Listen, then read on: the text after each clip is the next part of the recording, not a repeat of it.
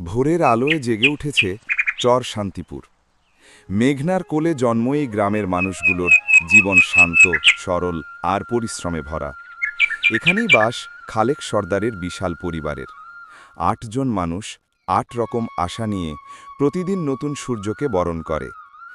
এই সকালেও তেমনই এক শান্ত দিনের শুরু, কিন্তু কেউ জানে না এই শান্ত নদী আজ তার বুকের গভীরে লুকিয়ে রেখেছে রোষের ঢেউ।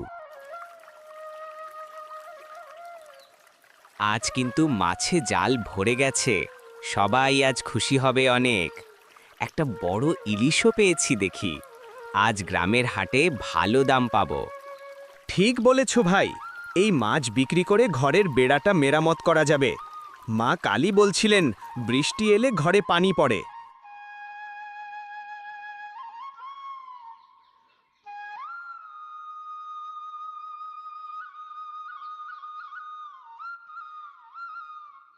ফরিদ, তোর ব্যাটটা দে তো, আমি এক ছক্কা মারবো আজ। না না, কালই তো ভেঙে ফেলেছিস একটা। আমি আর ব্যাট দেব না। একবার দে না ভাই, আমি হেরে গেলে তোর জন্য আজকের লাড্ডুটা রেখে দেব। ঠিক আছে, কিন্তু ছক্কা না মারলে কালকের লাড্ডুও আমার।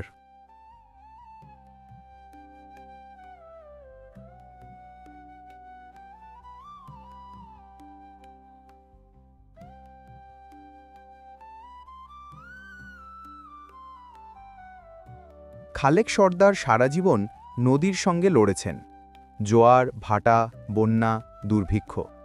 কিন্তু আজকের মেঘনা যেন অন্যরকম। তার শান্ত জল যেন অচেনা।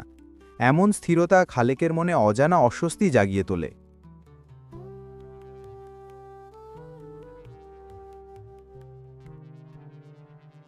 তুমি এখানে? আমি তোমাকে কখন থেকে খুঁজছি।